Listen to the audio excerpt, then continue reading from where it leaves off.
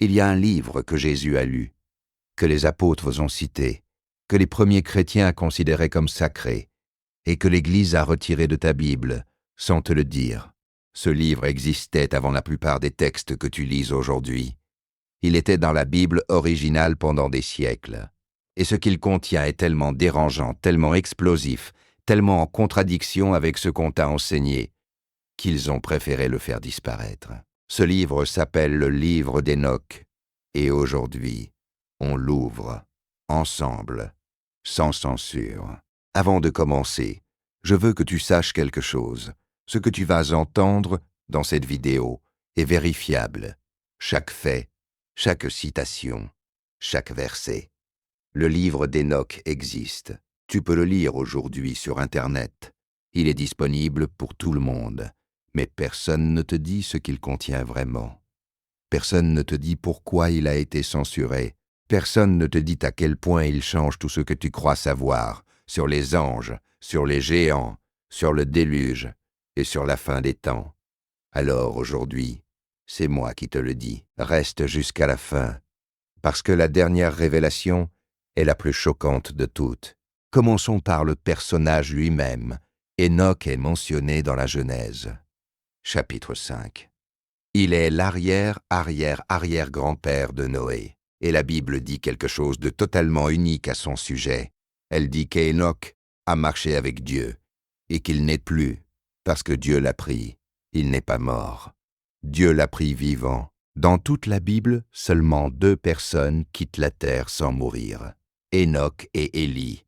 Ça seule devrait te dire que cet homme était extraordinaire. Mais la Genèse ne nous dit presque rien sur lui. 5 versets, c'est tout. Pourtant il existe un livre entier qui lui est attribué.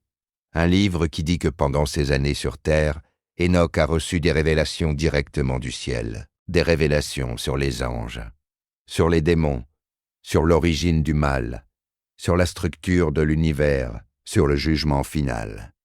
Et ce livre a été lu et respecté pendant des siècles par les Juifs et les premiers chrétiens. Voici ce qu'on ne t'a jamais dit. Le livre d'Hénoch est cité dans le Nouveau Testament, directement. L'Épître de Jude, chapitre 1, verset 14. C'est dans ta Bible. Maintenant, Jude écrit « C'est aussi pour eux qu'Hénoch, le 7e depuis Adam, a prophétisé en disant « Et ce qui suit est une citation directe du livre d'Hénoch, un livre prétendument interdit, prétendument apocryphe, prétendument non inspiré, cité dans la Bible canonique. Pierre lui-même fait référence aux anges qui ont péché et ont été gardés dans les ténèbres. C'est exactement l'histoire du livre d'Hénoch. Et Jésus, dans Matthieu 22, il parle des anges qui ne se marient pas, une doctrine tirée directement de la cosmologie du livre d'Hénoch. La question que personne ne pose est celle-là.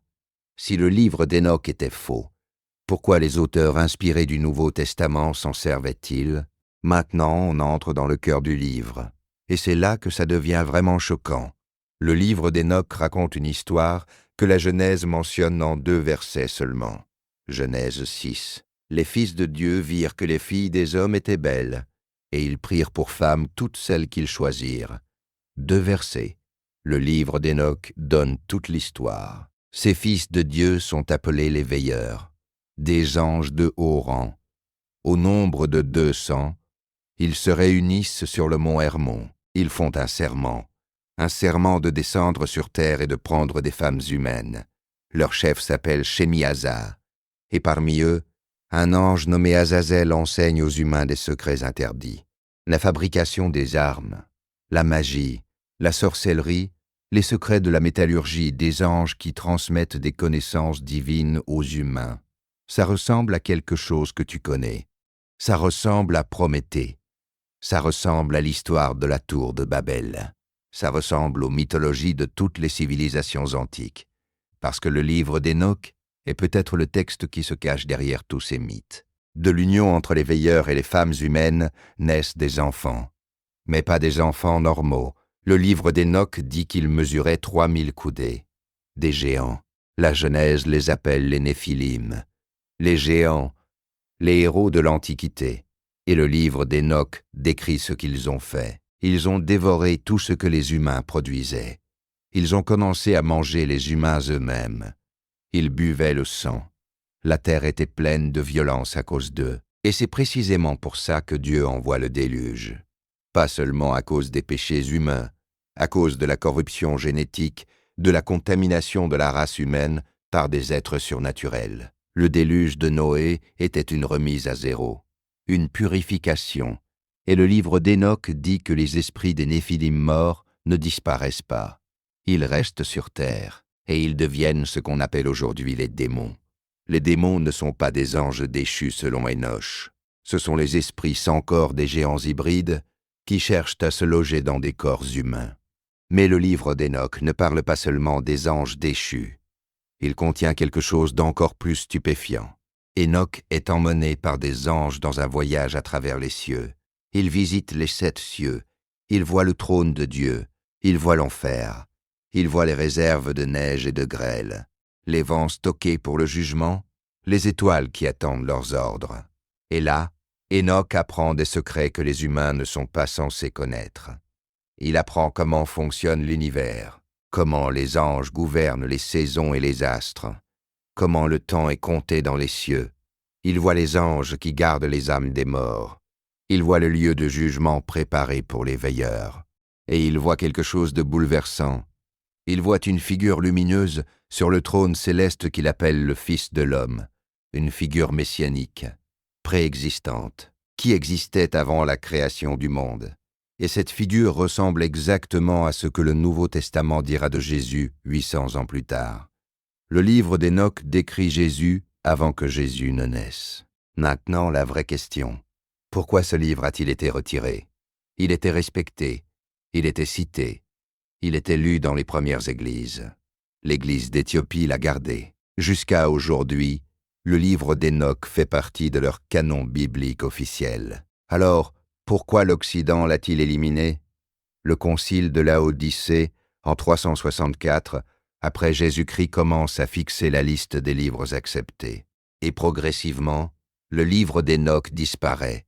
Plusieurs raisons sont avancées par les théologiens. Première raison, il était trop difficile à contrôler. Il donnait aux croyants ordinaires un accès direct à des révélations cosmiques sans passer par l'institution.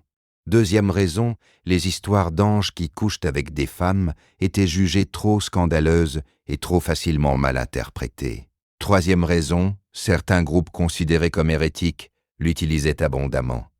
Et pour rejeter ces groupes, il fallait rejeter leurs textes. Mais voici ce que personne ne dit. Retirer un livre de la Bible ne l'efface pas.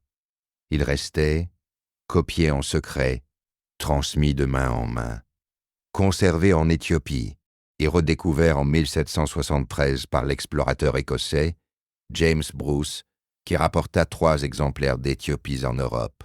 Voici ce qui est le plus choquant dans tout le livre d'Hénoch, ses prophéties, parce que le livre d'Hénoch décrit la fin des temps avec une précision qui dépasse beaucoup de livres de l'Apocalypse.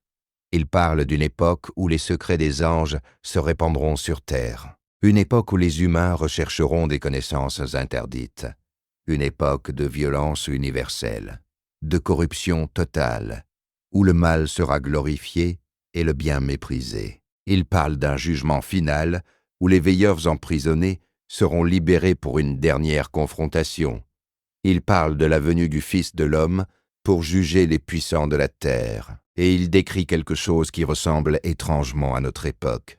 Des humains qui cherchent à devenir comme des dieux, qui modifient leur nature, qui s'allient à des puissances qu'ils ne comprennent pas. Le livre d'Hénoch a été écrit il y a plus de 2000 ans, et il décrit 2025. Il y a un détail dans le livre d'Hénoch que très peu de gens connaissent, et il se cache dans ta Bible en plein jour, dans Lévitique 16. Le rituel du grand pardon, Yom Kippour. Le grand prêtre prend 2 boucs. Il en sacrifie un pour Dieu et il envoie l'autre dans le désert pour Azazel. Azazel. Ce nom est dans ta Bible canonique. Et c'est le même Azazel que le livre d'Hénoch décrit comme l'ange déchu qui a corrompu l'humanité. Le bouc envoyé à Azazel porte symboliquement les péchés du peuple vers celui qui en est responsable. C'est une reconnaissance implicite dans la Torah elle-même de la réalité d'Azazel. Le livre qu'on te dit d'ignorer est cité dans le livre qu'on te dit de lire. La cohérence est là, depuis toujours. Le livre d'Enoch est aussi le premier texte à décrire en détail ce qui attend les âmes après la mort. Avant lui, la Bible hébraïque parle peu de l'au-delà. Enoch décrit 4 chambres dans le séjour des morts.